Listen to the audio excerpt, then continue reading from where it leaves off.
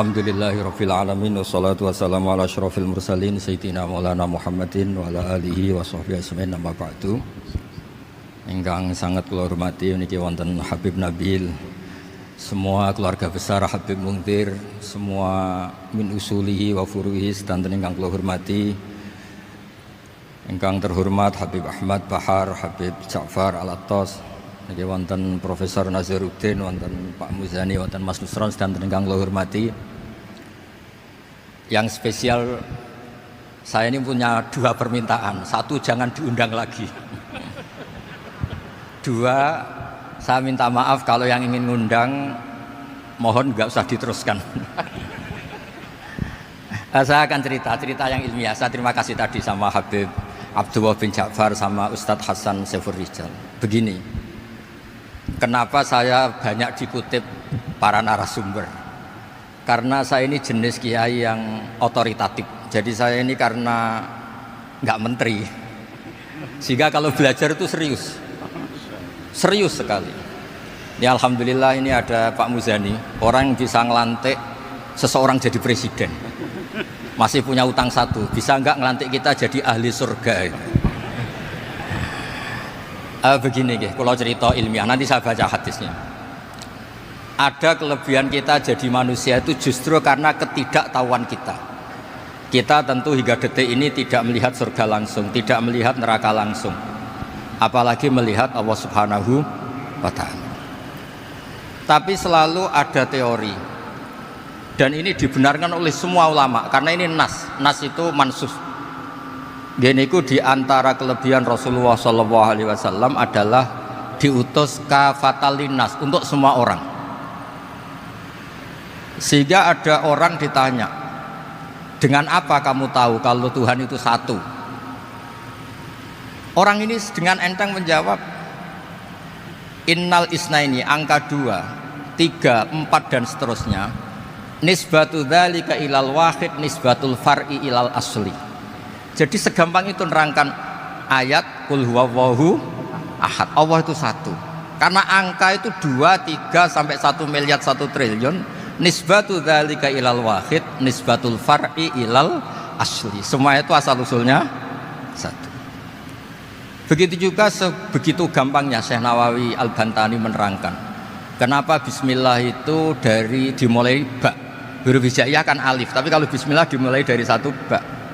Ba itu ada titik satu.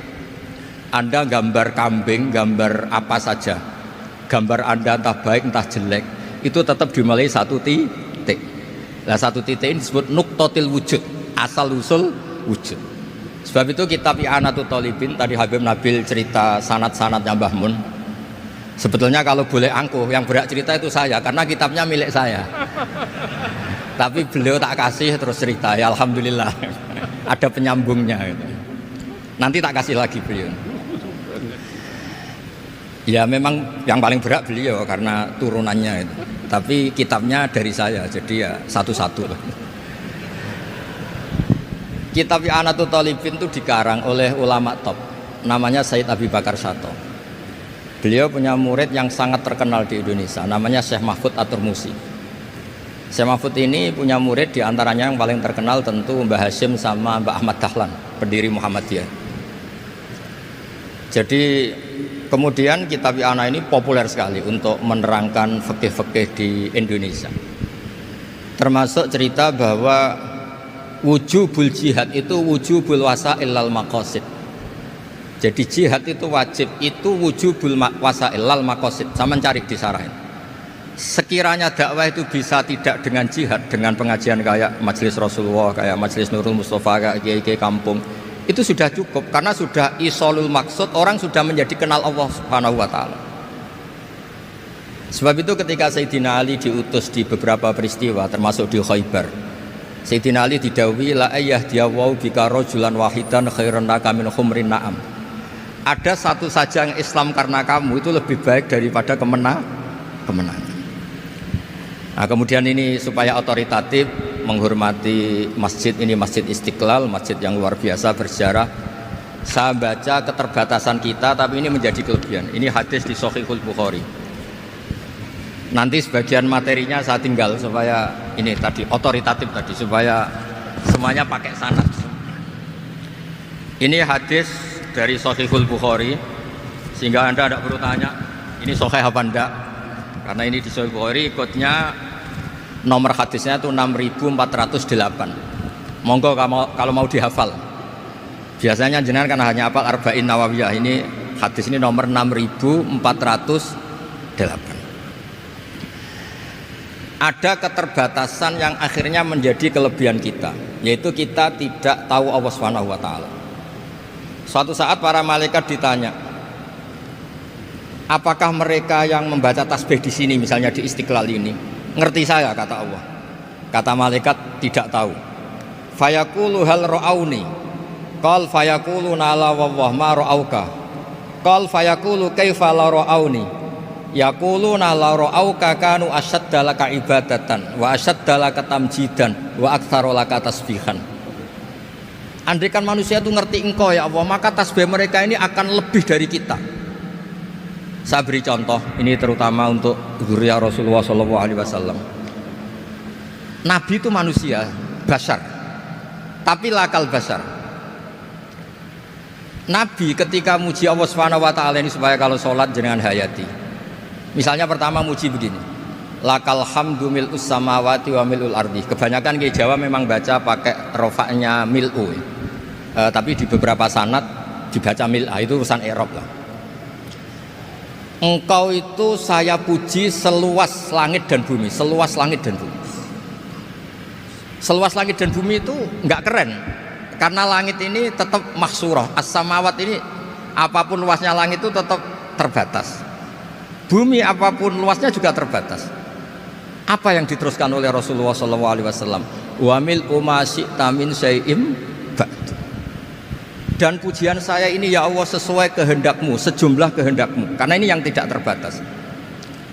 Begitu juga ketika Nabi dengan keterbatasan sebagai manusia, bukan sebagai habibullah, atas nama manusia. Nabi itu punya dua sisi, kadang sebagai bashar, kadang sebagai habibullah, dan sama-sama penting untuk mengawal Islam ini. Saya ulang lagi, sama-sama penting untuk mengawal Islam ini. Ketika Nabi sebagai bashar ngendikan begini, la nuhsi Allahumma lakal hamdu hamda yuwafi ni'amaka, misalnya pakai mukhatab, wa yukafi umazidak. Saya memuji engkau ya Allah dengan pujian yang sesuai jumlah nikmatmu, wa yukafi umazidak, dan bisa berserasian dengan tambahan-tambahan nikmatmu. Tapi apapun luasnya nikmat itu terbatas, sehingga Nabi nambahi, la ukhsi thana'an alaika anta kama atneta ala nafsik. Saya muji ini tidak terhitung, sama sejumlah pujian yang engkau lakukan. La ukhsi atau la nukhsi thana'an alaika anta kama atneta ala nafsik. Sehingga ini kreasi-kreasi Bani Adam yang malaikat itu tidak bisa. Saya ulang lagi, ini kreasi-kreasi Bani Adam yang bakat malaikat itu tidak bisa. Ini saya baca di kitab Fathul Bari, ini sarahnya kitab Bukhari. Kata Imam, ini saya ulang lagi, ini kata Imam Ibnu Hajar al-Asqalani, pensarah terbaik Bukhari. Jadi Sahihul Bukhari itu punya sarah paling terkenal namanya Fathul Bari. Itu gurunya Syekh Zakaria Al-Ansari. Syekh Zakaria itu dikenal sebagai Syekhul Islam. Itu berkahnya punya guru alim banget, kereng. Ibnu Hajar al-Asqalani itu kereng itu keras. Kalau muridnya tidak bisa itu keras sekali, tapi urusan ngaji saja. Terus punya murid itu pinter sekali, namanya Ibnu Hajar al-Haytami. Jadi beliau kalau mau ngaji ya susah, karena gurunya itu alim, nyuruh baca. Kalau mau ngajar ya susah, muridnya itu alim, takut salah. Jadi akhirnya pinter. Orang punya murid alim alama itu kan bingung.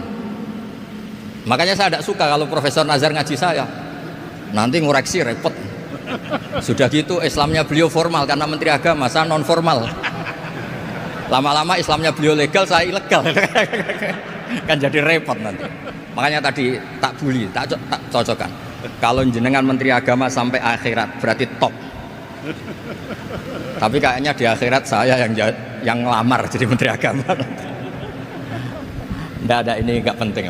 Ini hanya gojlokan saja supaya kelihatan bahwa menteri pun juga warga Indonesia. Begini kata Ibnu Hajar Al-Asqalani, ini saya baca ya supaya penghormatan saya sama Habib Umar Hafid. Saya ini baca kitab beliau khatam serius, namanya Taujihun Nabi li Mardhati Bari, yang ditulis oleh Ustadz Fahmi bin Ali bin Ubaidun. Saya baca banyak, termasuk ketika beliau punya manhaj yang tidak populer, kata beliau fala buddha antuwattina nafsaka ala annana khudamatu hadal kaun. Kamu harus yakin bahwa tugas kiai, tugas ulama itu khudamatu hadal kaun, mengkhidmati semua alam raya ini. Dan jangan pernah putus asa, misalnya melihat non muslim terus kamu putus asa, ini non muslim enggak. Bisa saja suatu saat rubbama aslama fakhasuna islamu, bisa saja dia Islam fakhasuna Islam. Nah, ini wirasah nabawiyah, karena dulu Nabi ketika dari kampung Abdi Yalil dan disakiti, malaikat Jibal itu usul supaya kampung itu dihabisi, kata Nabi apa? La bal arju ayukhrijawah min aslabihim ma ya'buduwaha wa la yusyriku bihi syai'an. Bisa saja bapaknya masih kafir, anaknya Islam, cucu-cucunya apa? Islam. Kayak apa Nabi itu? Rojaknya Masya Allah. Nah kemudian ini kembali ke tasbih tadi. Kata Ibnu Hajar Al-Asqalani, yukhadu min hadal hadis anna dzikral hasil min bani adam a'la wa asyrafu min adzikri al hasil min al malaikah li husuli dzikril adamin ma'a kasratis syawaghil wa wujudis sawarif wa sudurihi fi alamil ghaibi bi khilafil malaikati fi dzalika kullih. Jadi kita ini enggak melihat Allah langsung, enggak melihat surga langsung, enggak melihat neraka langsung. Tapi cara kita zikir, wis nek wis di neraka yo nangis tenan. Padahal yo ora mesti mlebu neraka, lha nangis tenanan. Kayak apa iman kita?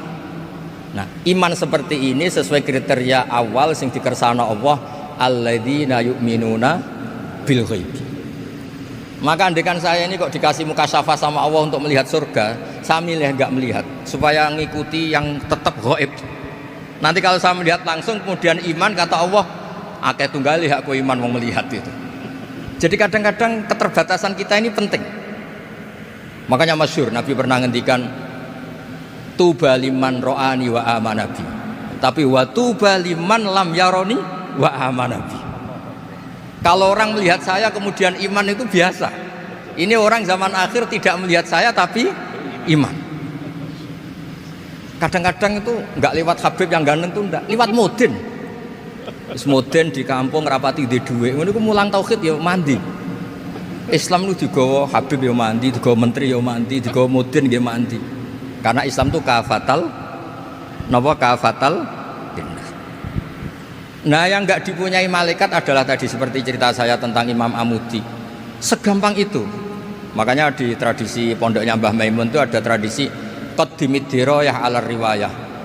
Logika riwayat itu penting karena itu menjadi nyaman. Ya kayak tadi, Allah itu satu. Ketika kita berpikir angka 2, 3 sampai sekian miliar, sekian triliun, nisbatu dzalika ilal wahid, nisbatul far'i ilal asl. Semua itu dibanding angka 1 adalah cabang.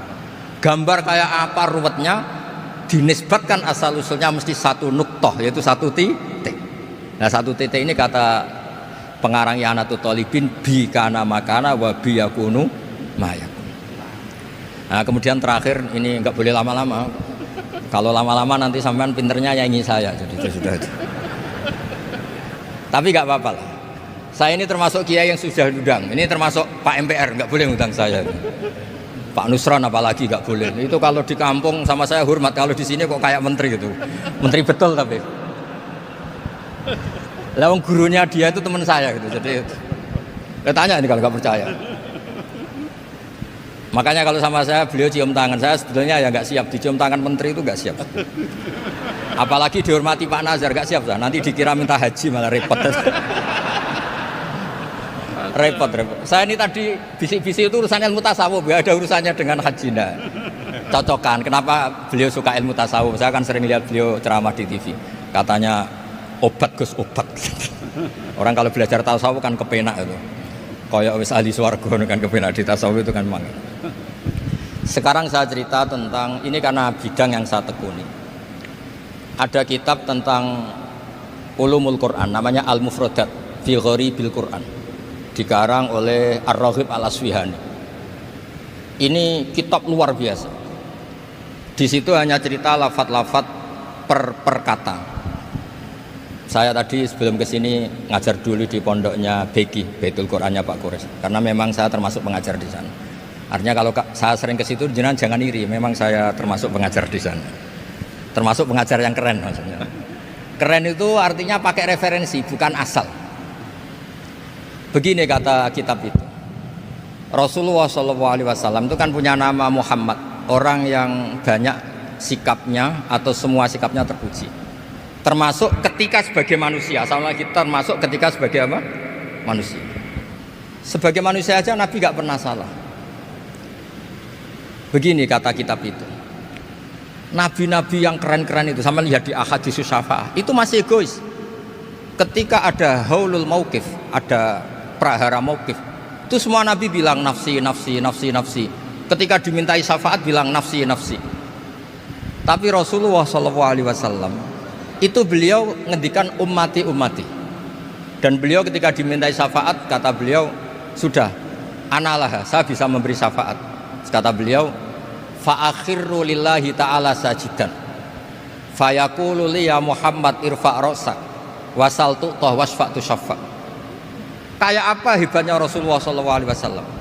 Umumnya para nabi melihat akhirat itu sudah akhir dari semua amal. Itu menurut Nabi Muhammad gak keren. Allah itu gak bisa didikte akhirat. Allah itu Tuhan, tetap yaf'alu ma yasha.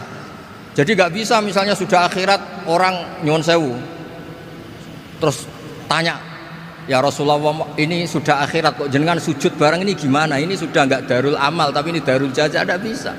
Akhirat nggak bisa dibatasi. Karena akhirat nggak bisa membatasi Allah, Nabi tetap dengan rileksnya minta sama Allah. Fa ahmaduhu bima hamida 'allamani ya rabbi. Kemudian saat itu saya muji-muji Allah dengan pujian yang luar biasa. Terus kata kitab itu, fa Muhammadun ahmadu min ghairihi. Makanya beliau punya nama Ahmad. Ahmad itu afal tafdil, bukan fi'il mudhari' waqi' mutakallim. Ini pernah madrasah dulu di Kutsian. Tamat terus. Beliau kalau di rumah hormatnya enggak kayak tadi, lebih dari itu. Tadi di sini pejabat terus. Sembrono ya di sini itu kelewat itu. Ya tapi enggak apa-apa itu. Tadi sudah dipuji, akhlaknya baik, apa-apa baik, alhamdulillah. Fa Muhammadun ahmadu min ghairihi. Ketika para nabi gak bisa muji Allah di mahsyar, bahkan mereka itu nyuwun sewu egois, hanya mikir diri sendiri, nafsi-nafsi. Rasulullah Muhammad ini punya nyali untuk muji Allah dan tetap mengajukan permohonan apa? Syafaat. Makanya disebut fa Muhammadun ahmadu min ghairihi. Sampeyan lihat di Bukhari, di Muslim. Fa ahmadu fi mahamida 'allamani ya rabbi. Tetap muji-muji Allah. Bukti bahwa teori saya benar dan otoritatif adalah yang nggak bisa hilang di surga itu juga wiridan. Ketika kita masuk surga, apa kita kegiatannya? Da'wahum fiha subhanakallahumma wa tahiyyatuhum fiha salam wa akhiru da'wahum alhamdulillahi rabbil alamin. Nah, kemudian ini juga yang terus kemudian dinyatakan al-baqiyatus sholihat. Ini kalimat-kalimat yang abadi. Karena apa? Di dunia ya kita bilang subhanallah alhamdulillah, di akhirat dia bilang subhanallah. Kayak apa kerennya kita sebagai Bani Adam? Nah, makanya disebut alladzina yu'minuna bil ghaibi. Wong tidak melihat Allah, tidak melihat surga, tidak melihat neraka, tapi iman kita ini kayak iman sing musyahadah. Iman sing hakul yakin, ainul yakin. Kenapa demikian? Ya karena tadi kita diajari terus menerus oleh Rasulullah SAW. Yang terakhir saya cerita mukjizat. Ini juga terkait dengan betapa mudahnya hadat din ini di logika, dicerna. Kata Rasulullah SAW, sabda Nabi di hadis, salang lagi ini hadis sahih di bab awal Fadailul Quran di Sahihul Bukhari. Dicek kalau nggak percaya dicek. Ma minal anbiya'i nabiyyun illa u'tiya minal ayati ma misluhu amana alaihil bashar. Wa innama kana alladzi utitu wahyan auhahu wa ilayya fa arju an akuna aktsarahum tabi'an yaumal qiyamah. Enggak ada nabi kemudian kecuali dikasih wahyu, dikasih mukjizat. Dan mukjizat ini dahsyat sehingga orang itu dipaksa iman. Kayak Nabi Soleh, ada unta besar keluar dari batu. Nabi Musa punya tongkat dipukulkan ke Laut Merah langsung apa? Menyibak jadi daratan. Tapi kata Nabi Muhammad SAW, kata, saya tuh tidak punya mukjizat kayak itu, juga gak ingin. Saya ini dikasih mukjizat Al-Quran, dan saya berharap karena mukjizat Quran ini adalah terus kemudian umatku menjadi yang terbanyak ila yaumil qiyamah. Sekarang kita berlogika. Ini kata kitab Fathul Bari lagi. Kita berlogika. A'jaza yu'jizu i'jazan. Sesuatu yang menjadikan orang lain gak mampu disebut i'jaz. Kemudian karena ayat menjadi mukjizat, sesuatu yang kita sepakat gak mampu. Nah kalau itu masalahnya, tongkat dipukulkan laut kemudian menjadi kering, kita mampu ndak? Ndak kan? Tapi pertanyaannya, Anda bikin nyamuk mampu ndak? Ndak kan? Anda bikin sapi, bikin unta mampu ndak? Ndak kan? Makanya Nabi Muhammad SAW cukup, sudahlah kamu itu manusia, bahkan sekedar menciptakan lalat itu tidak bisa. Inna wahala yastahi ayyadriba masalam ma'aba'udatan fama fawqaha. Kemudian mukjizat ini sama Nabi dicontohkan hal-hal yang keseharian kita. Wa min ayatihil lailu wan naharu wasyamsu wal qamar. Sekarang peristiwa laut dibelah Nabi Musa dengan matahari yang enggak pernah turun mesin, itu keren mana coba? Keren matahari yang enggak pernah turun mesin. Terus kata Ibnu Hajar Al-Asqalani, li'annal mu'jizat al-madiyah kanat khisyatan tusyahadu bil absor. Kana qati soleh wa asa Musa. Wa mu'jizatul Qur'an tusyahadu bil basirah. Fakana man yattabi'uhu atau yatba'uhu li ajliha aksar. Fa innal ladzi yusyahadu bil absar yang qaridu binqiradi musyahidihi. Wal ladzi yusyahadu bil basirah bakin. Ya saya ulang lagi, bakin. Ya, bakin terus disaksikan orang sing ja'a badal awali mustamirran. Begini logikanya. Mukjizat kayak nakoti soleh atau Asa Musa yang terkenal. Saya andaikan jadi umatnya Nabi Musa terus dikasih tongkat itu, terus bisa apa coba? Ketika kita punya utang disuruh nyaur, ya nggak bisa dipakai jaminan kan. Sudah gitu orang tanya ini asli apa enggak? Kalau asli buktikan, kan ya repot. Tapi kalau kita jadi umatnya Rasulullah SAW ditunggoni Quran, punya banyak masalah resepnya sabar. Kalau nggak bisa sabar ya nyari kiai-kiai tukang ijazah nak menodongannya mandi. Karena orang mensifati Allah itu macam-macam. Makanya saya pastikan nggak ada agama yang mengajarkan rasional kayak agama apa? Islam. Makanya liqaumi yaqilun liqaumi yatafakkarun. Coba misalnya nyamuk. Kamu bikin nyamuk tidak bisa kan? Nyamuk punya organ tubuh kecil, organ tubuhnya punya urat. Kamu mikirnya kayak apa? Sekedar bikin patungnya saja tidak bisa, apalagi bikin nyamuk. Jadi untuk mengakui kudrohnya Allah yang tidak terbatas dan kita lemah, itu tidak usah nunggu peristiwa kayak terbelahnya laut. Cukup wa ma min dabatin fil ardi wala ta'ir yatiru bi janahihi illa umamun amsalukum inna fi khalqis samawati wal ardi waqtilafil laili wan nahar, seterusnya la ayatil liqaumi yaqilun. Nah gara-gara pola yang diajarkan Nabi itu ila yaumil qiyamah orang tetap Islam karena nyaman dengan kepastian mukjizat ini baqiyah ila yaumil qiyamah. Itu kayak apa baiknya Nabi? Makanya saya suka tadi burda yang dibaca. Ada ulama kayak Muhammad bin Said Al-Busiri yang ngarang burda. Itu kalau berpikir itu sederhana. Ngeten lho Gusti, malah nerangno pangeran. Lama da'awu da'ina li taati bi akramir rusli kuna akramal umami. Ngeten lho Gusti, karena Rasul Muhammad itu terbaik, ya logikanya umatnya juga terbaik.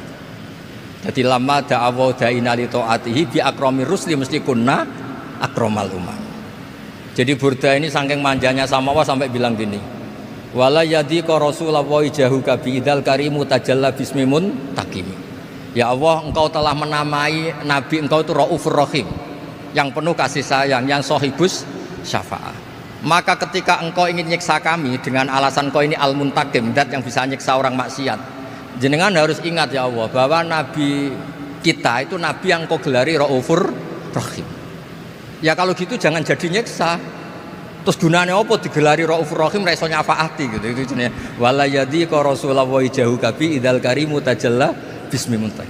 Terus fa inna min judika dunya wa darrataha wa min ulumika imal lauhi wal qalam. Dan itu juga yang dibuktikan Rasulullah SAW. Sampai beliau ngendikan likulli nabiyyin da'watun mustajabah wa akhtabi da'wati syafaatan ummati yaumal kiamah. Semua nabi itu punya doa yang mustajab dan semuanya sudah dipakai di dunia. Tapi saya menyimpan jatah itu supaya saya tetap punya hak syafaat fi yaumil kiamah. Dan ini bukti-bukti bahwa ilmu yang selama ini diajarkan para habaib, para kiai itu otoritatif. Saya hanya bantu jenengan memastikan kalau hadis itu sahih dimaknai oleh ulama-ulama yang kredibel. Ya, perjanjian terakhir tadi, saya ini termasuk kiai yang sergap tanya Mas Nusron, Pak Muzani juga pernah ke rumah saya. Meja saya itu isinya ya kitab. Habib Nabil pernah ke kamar isinya kitab. Jadi kalau jenengan ngundang saya itu berhadap-hadapan sama hukumnya Allah, yaitu ganggu orang belajar gitu aja. Mohon ngoten mawon. Assalamualaikum warahmatullahi wabarakatuh.